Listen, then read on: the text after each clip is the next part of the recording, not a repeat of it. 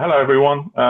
My name is Tim Green. I'm the Program Director for MEF's APIs and Authentication Program. Welcome to today's webinar. Over the next 45 minutes or so, we'll be looking at the question of how digital ID unlocks the benefits of the digital economy. And I'll be doing that in the company of Yiannis Theodorou, who's the Senior Advisor and Global Lead of the Tony Blair Institute. So we're very, very happy that Yiannis could join us today. So over the next 45 minutes or so, we'll be sort of taking a world tour of digital ID. We'll be looking at what it is, why it's needed, when it works and when it doesn't, exploring some of the ethical dimensions to it, and then looking at how mobile and the mobile stakeholders can play a role in spreading mobile ID and digital ID across the world. Before we get cracking, I'm always aware of the fact that the MEF is UK based, and that we are very conscious of not being UK centric. Now, obviously, Tony Blair is a British Prime Minister, and it's very interesting because in the last few days, there's been a very much heralded series of interviews with Tony Blair on British TV, which I've been watching. And I turned to my 26-year-old daughter the other day and said to her, "Do you know who Tony Blair is?" And she did, and so did her boyfriend, but she didn't know much about him. And obviously, for men of a certain age and people of a certain age like me, he was a very, very important figure. He won 3 elections for the Labour Party in the 1990s, which is unprecedented. And he kind of really represented that sort of liberal worldview from that era, alongside Bill Clinton, which was, very, very dominant around the world. And he's still, even though, like they say, all political careers end in failure. So even though there was a certain controversy about the way his prime ministership ended, he's still a massive figure in British life and probably in world life. So his institute now does very good work and very interesting, has very interesting views on things around the world. So with that extended introduction, I will now hand over to Yiannis. First of all, Yiannis, can you tell us a little bit about yourself and also the Tony Blair Institute? Sure. Thank you, Tim, and thank you to MEF for inviting me today. Sure, yes, as you've introduced me, I'm Yiannis Theodorou. I have been leading the digital identity sort of advisory work at the Tony Blair Institute. So TBI has been set up by Tony Blair. It's basically an advisory and delivery focused not-for-profit organization, and we work with political leaders around the world to help them turn political ambition into executable reform. We are present in about 45 countries, and our mission is to help governments deliver better outcomes for citizens. So not just design reform, but actually implement it. And I think TBI, unlike many other kind of advisory entities, operates at the intersection of politics, institutional reform, and technology. And I think that's precisely where our topic, digital identity, lives. So I think that sort of sums it up. And how did you come to be involved with the Institute? So I was previously, before TBI, I was at the GSMA, so about a decade experience in the mobile industry, and I was leading the work on digital ID there before moving on to TBI to sort of begin the portfolio of the institute. So I have been in the space for over a decade now. And your role within the institute is what? So I've been there for 5 years, and my role has been the same from the outset. So I've been working with governments on the world, sort of help them on a number of challenges around digital implementation. Obviously, not just technology, change management, stratcoms, governance, the whole lot. So the Tony Blair Institute has come to be quite closely associated with this question of digital identity. And there was a blog post by Tony Blair a year ago on the site. And I'll read one of the first paragraphs from the section, which was, "I make this confident prediction. In the not too distant future, British people and all people will have their own unique digital identifier, and it will make most transactions through their phone as citizens with government and customers with firms. And we will wonder what all the fuss is about. It will make everything we do faster, cheaper, and more reliable. So that's a fairly confident, very confident statement of belief in digital identity. So can you summarize why there is such faith in digital identity and what are the generic benefits of it? Sure, that's a good question, Tim. I think it may help if we take a step back. Now, a big part of TBI's work, so digital is just one part, right? So a big part of the Institute is about reimagining the state.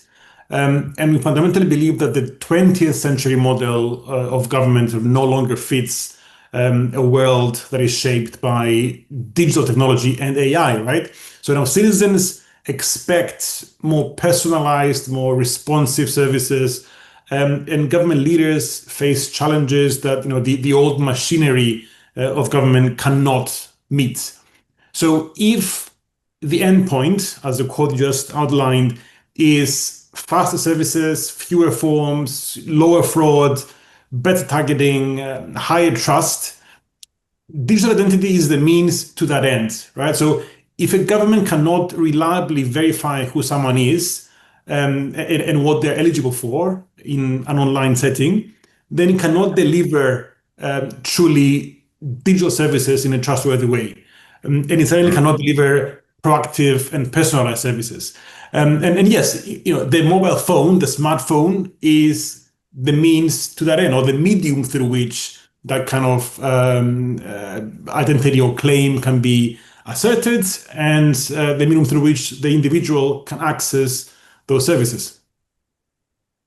So you travel around the world looking at different schemes. We were talking briefly a few days ago about a lot of countries in the world have identity schemes, but they're paper or card based. And so can you sort of describe the difference between having an analog digital identity and a digital one, and how you go from one to the other? Great, and I frequently answer the question to my parents, my friends. But effectively, analog ID proves who you are at a counter in person, right, at the hotel and so on. Digital ID allows that proof to be remote, reusable, interoperable, cryptographically secure, embedded into digital workflows. And with the right design, or if you combine it with a digital wallet, it offers flexibility. It could allow you to share things about yourself, attributes about your identity, like your age, without sharing your actual date of birth or everything else that's written on your analog ID. So, it transforms identity from being a static document into infrastructure. And the real difference, for me, is not digital versus plastic. It's that digital identity enables ecosystems, cross-agency data exchange, automation, secure login, eligibility checks at scale. And I think that's what is a promising kind of objective and ability of ID systems. So what's the best? I mean, this is a big question. What's the best way to build and run a digital ID system? When you're going around the world and talking to different governments, do you have a template answer for that, or is it just too difficult to be that simplistic? Look, there's no one-size-fits-all approach. I think the best way to answer that is, the worst way to start or to build an ID system is to treat it as an IT procurement exercise, because it fundamentally is not just a technology project. Like it is primarily, I would say, or I would argue, a governance reform program, right? And I think success depends on making a series of decisions with the right sequence.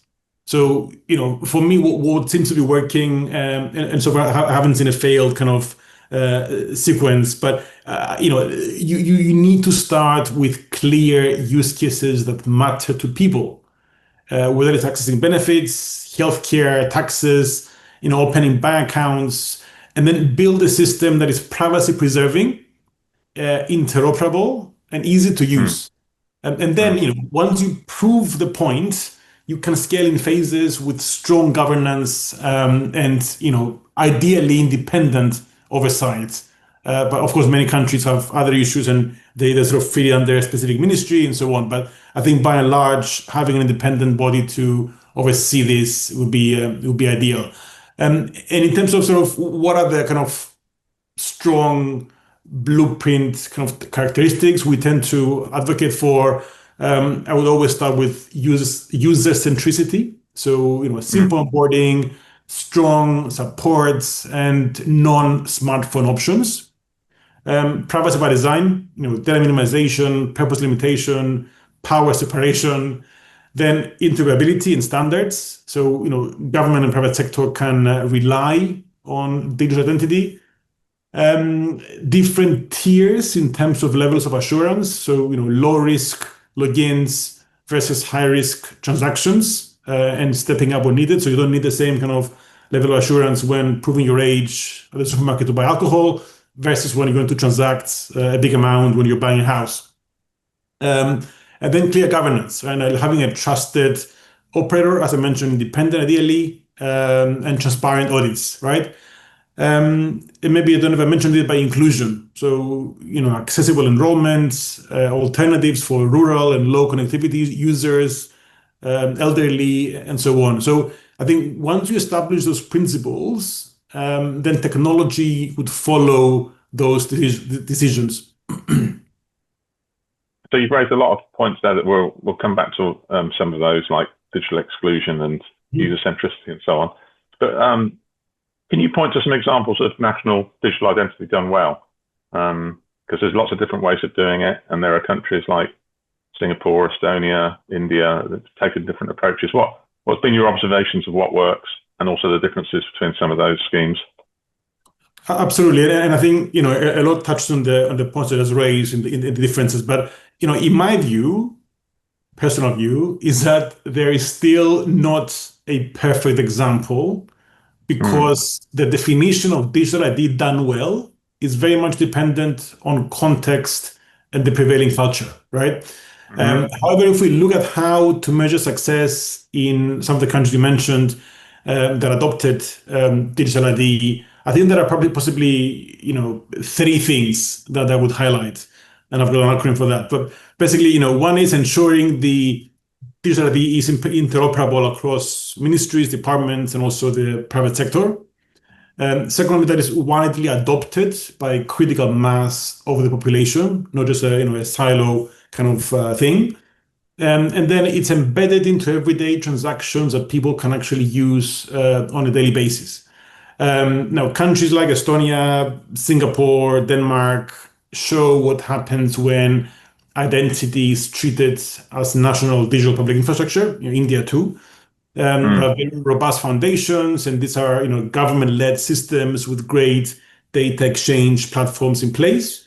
But the context matters, right? And in Sweden, for example, they've got bank ID, and that mm, system is very different because equally powerful, but different in the sense that it's a private sector-led solution that is formally recognized by the government as an official ID. mm. It has, I think, 94% plus adoption of smartphone users in Sweden. Mm. And it's deeply integrated across banking, telecoms, government portals, digital document signing. It's embedded within the payments platform Swish, a real sort of time payment Yeah. system, which means ID verification and payments are closely linked in daily life. Another example that touches on context, I was recently in Latin America, and one of the countries I visited there already has universal coverage of machine readable NFC enabled ID credentials. Data center there, data protection and privacy laws, the foundations all exist.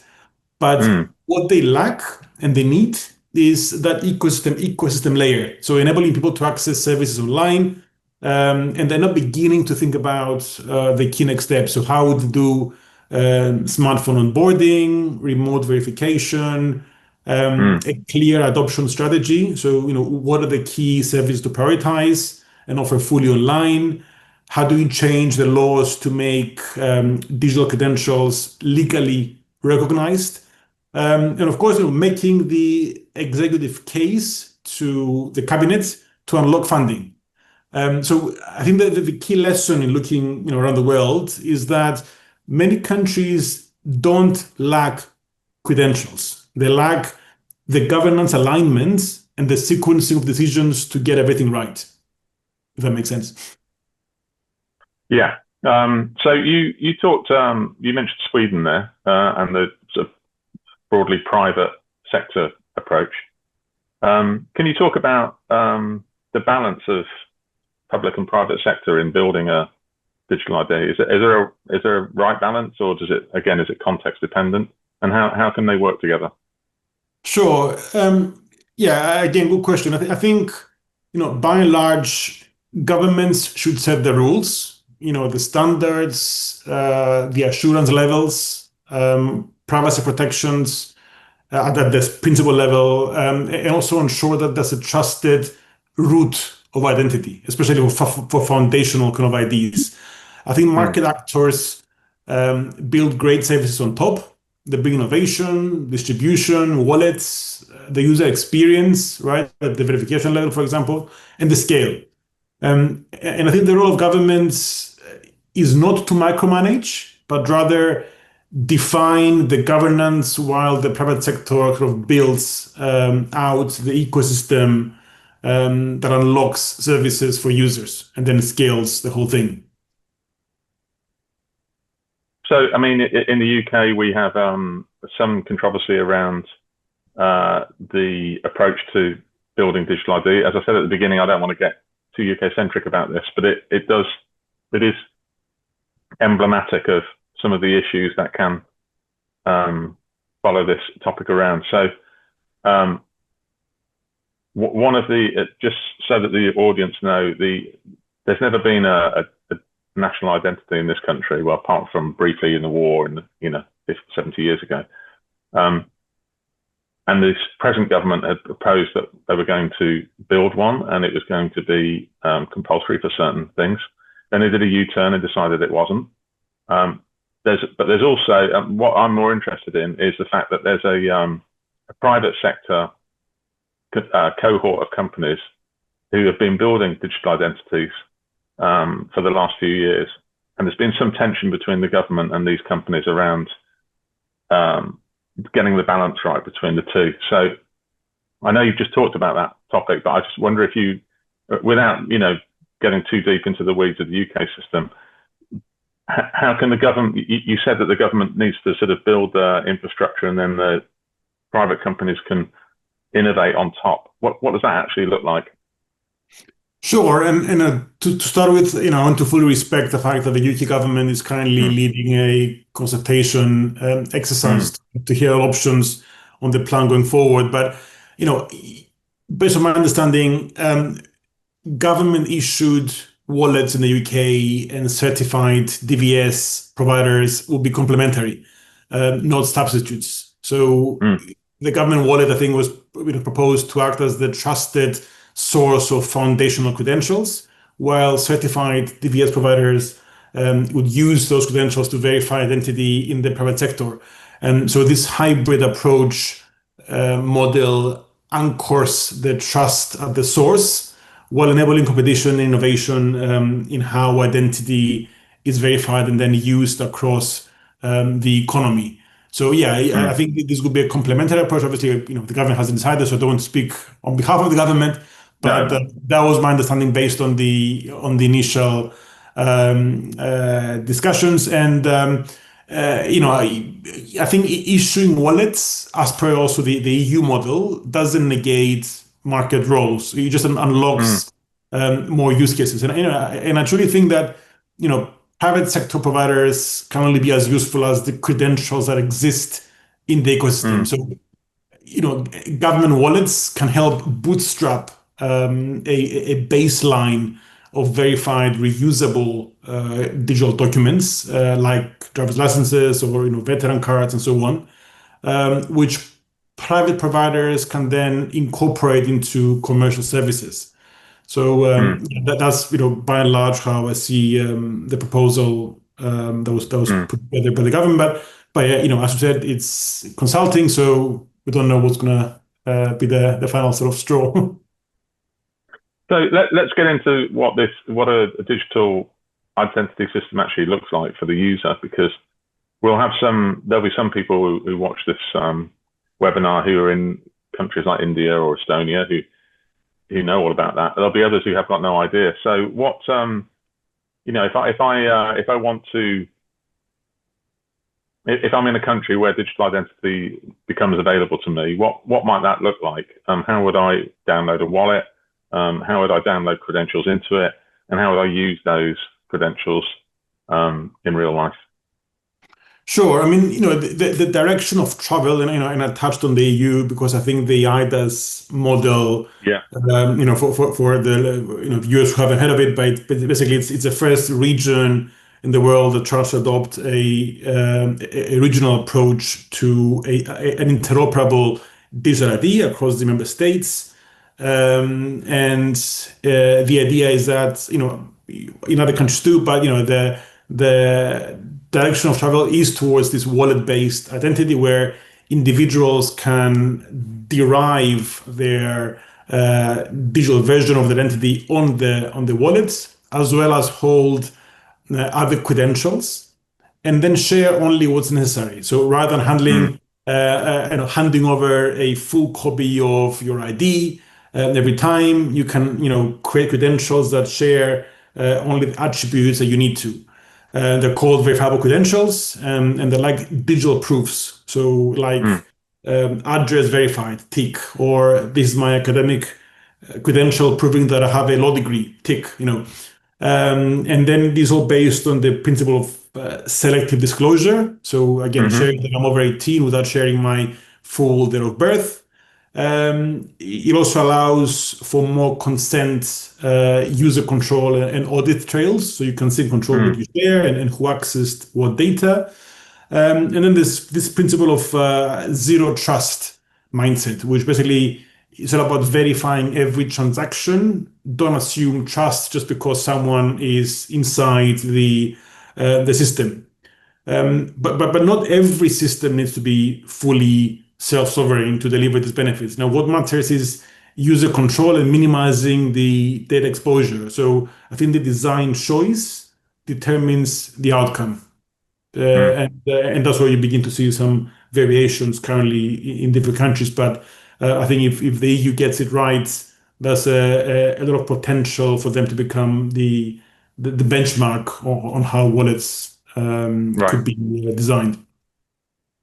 So let's make this as real as possible. So I download my a digital identity wallet to my phone, and then I decide that I want to go and get my proof that I have a law degree, as you just described it. What does that how that process of me going back to my college and asking for a verified encrypted credential that proves that I have a degree? How do I do that? What's that look like?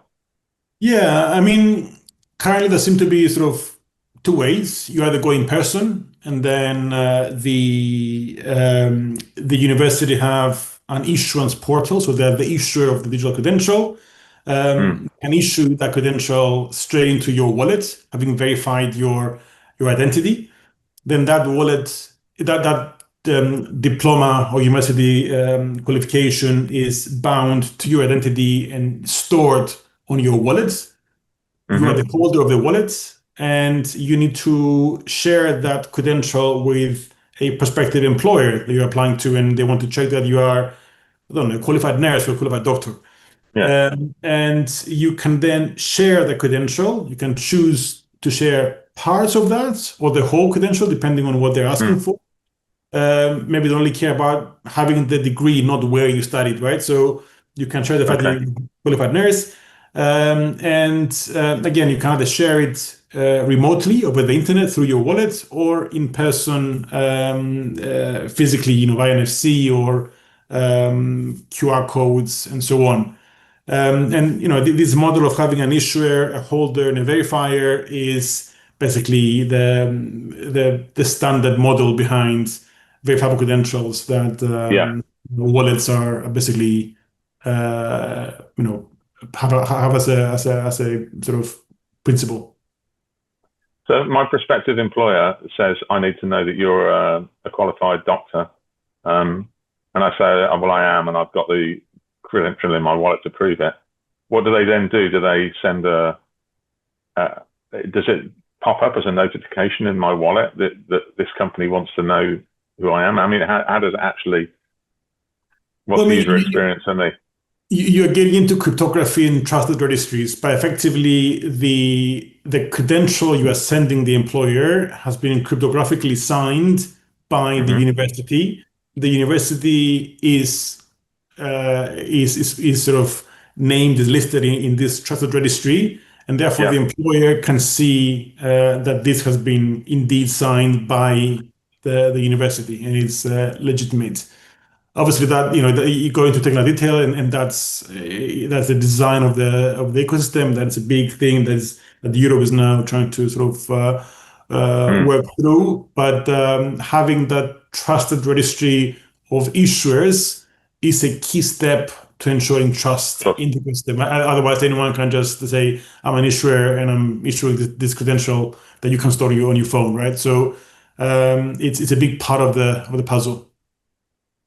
and, and for the average punter who knows nothing about any of this, they just, what do they do? They open up their wallet and they see a notification in there saying this company wants to know that they want you to send them your proof of being a doctor. I mean, what's the actual user experience look like? Look, I think eventually the users shouldn't have to worry too much. Once the governance Mm. is sorted, the user journey should be very easy and seamless in the sense that the relying party, in this case the employer, would send them clear instructions on what they need to be doing. And this will become, in my view, a second nature in the same way that now we're using our phones to sort of double click and pay for something, and our Visas and Mastercards show up on the wallet.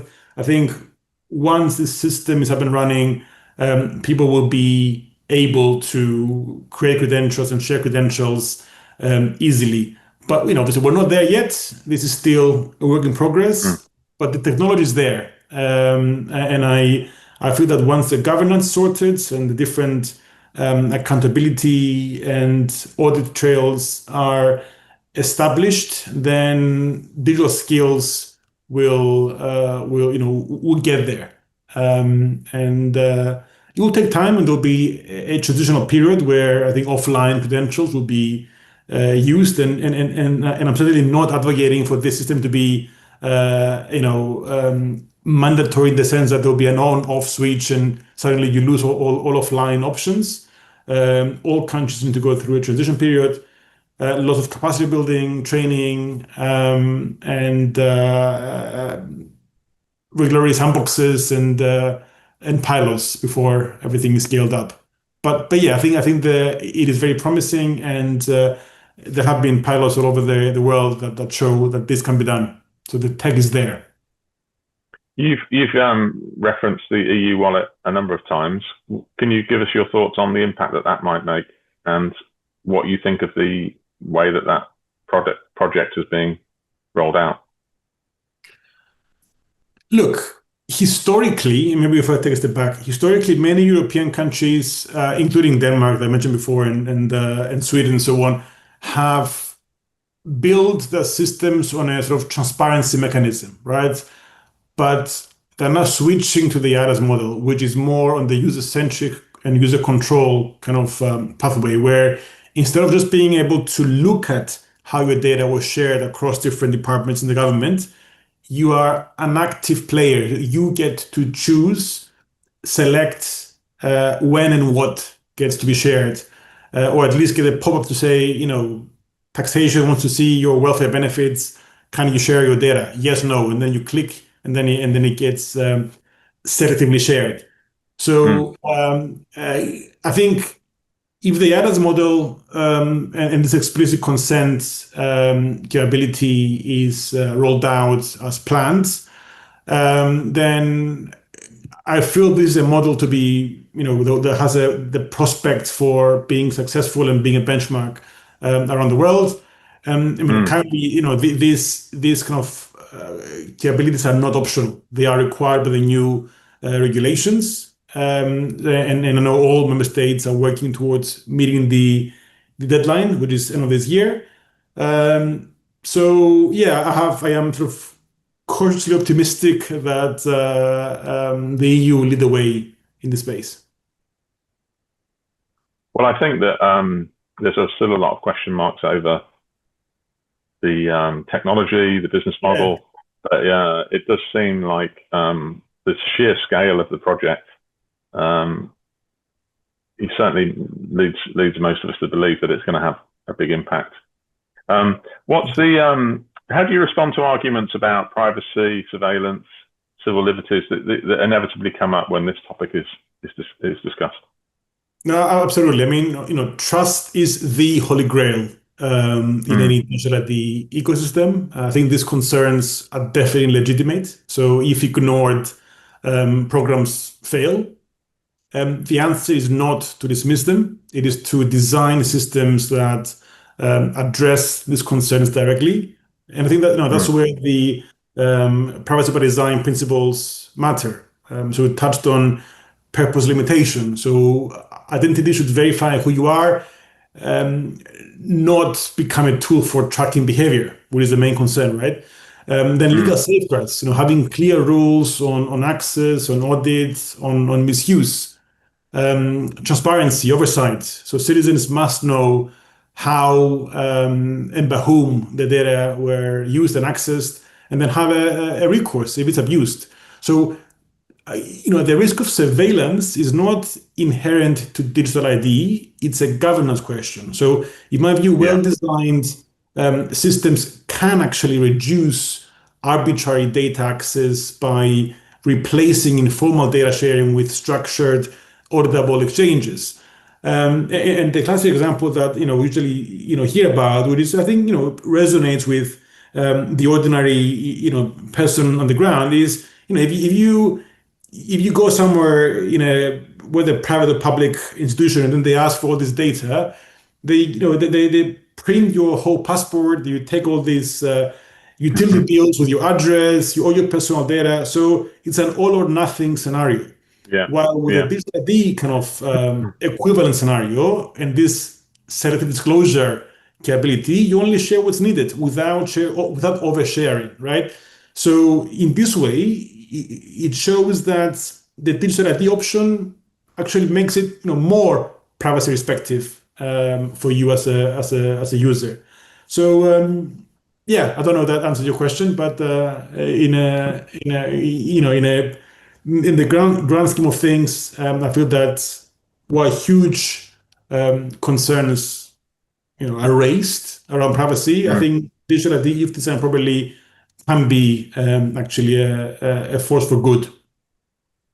Yeah, it's interesting because I'm by my nature I'm a kind of a libertarian, so I have always been suspicious. It's ironic that I'm running the identity program at MEF, but I think it's probably a good thing that I've always been suspicious of this concept. But what it's taught me and what you just described is that digital identity. There's actually nothing inherently dangerous about digital identity. It's, as you say, it's a governance question, not a technology question. And actually, the selective disclosure and self-sovereign identity, giving people that control of what they disclose, when, and to who, actually makes it better. But absolutely.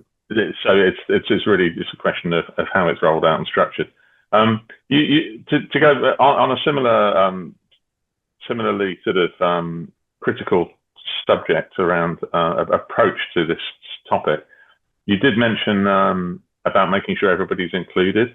So how can members of society who just don't have smartphones, can't understand this, the methodology, how can we include them in the future of digital identity? this is probably the one topic that most governments have dealt with are Mm, prioritizing.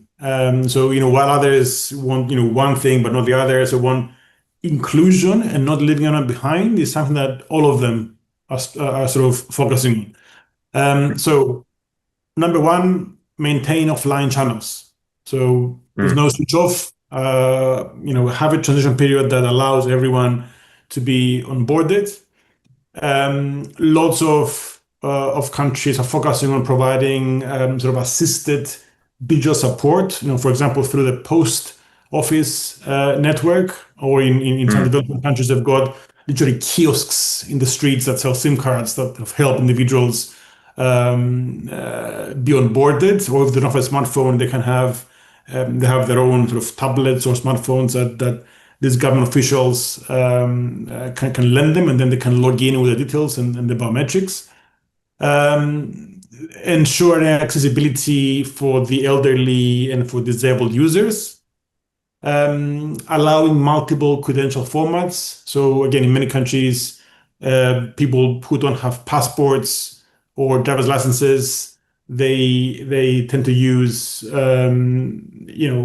something as sort of fundamental as a letter from the village chief validating who they are and the family they're coming from as the source of truth before they can be on board with something more sort of official or a birth certificate. Um, and then I think partnering with community organizations also has proven to be successful in many countries in the sort of low and middle income segment. mm, Um, what else? I think, yeah, adoption strategy and ensuring no one is left behind is as important as technology. And I would say mm, inclusion is not a technical feature. It's an operational commitment and the necessity for governments to actually build and engender trust among their population. So otherwise, mm, it's a failed exercise from the outset. mm. Yeah, I mean, it's interesting. There are some technologies that might help the situation. So I know that there are um, smart cards that have fingerprint readers in them and digital displays. Um, and of course, there's AI as well. Now that we're writing to computers in plain language or even speaking to them in natural language, it's possible that they might be able to, some smart private company might be able to come up with a system that lets people speak to some kind of device. So that removes all the interface issues around menus and clicking and scrolling and so on. That could be interesting. Absolutely. Having said that, also mindful that, with biometrics, there are different risks involved. Like with Yeah. fingerprints, you've got many farmers whose fingerprints have been eroded, for example, so they cannot use Yeah, fingerprints. that's true. Yeah. And then, with facial technology and the rise of AI, there are deep fake and synthetic attack risks.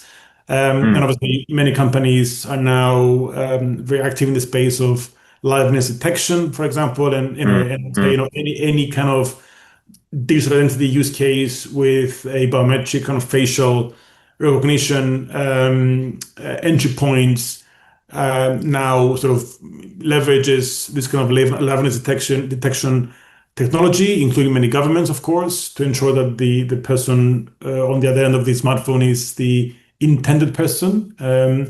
So yeah, there are always technological sort of risks and solutions that mitigate those risks that have to be thought through carefully by governments and companies alike.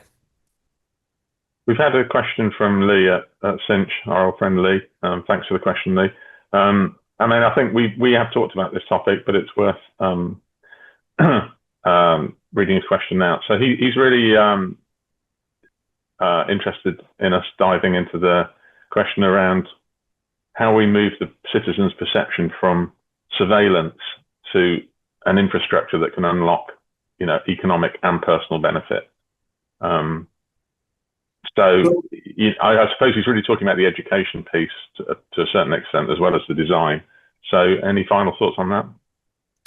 I think it's, just to touch on maybe things that would said before, but for me, it's important to start with the positive approach and Mm, experience.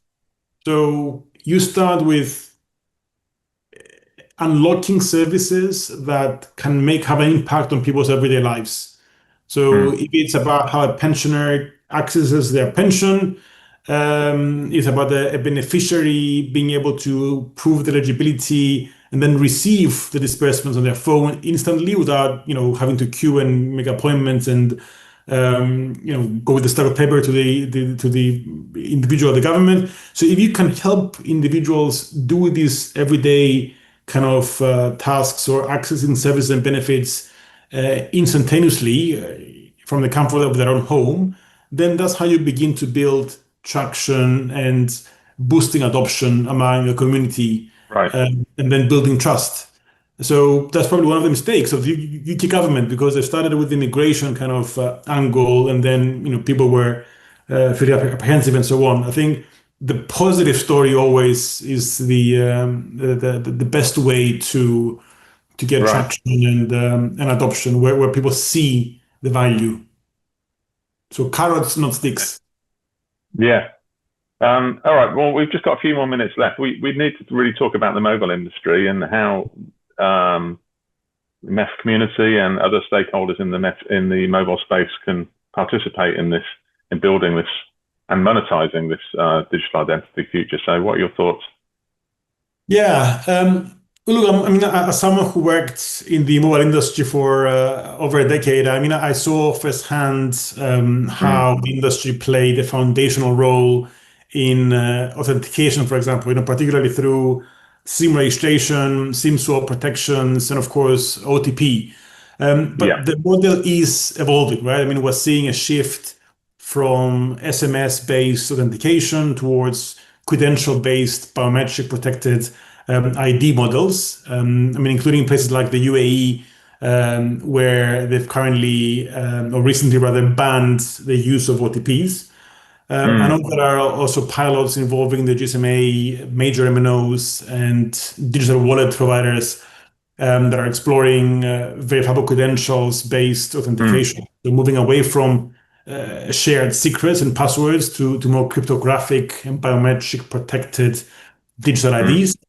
I mean, and I like the concept of calling your insurance provider, and then you receive a push notification on your digital identity wallets or the relevant app.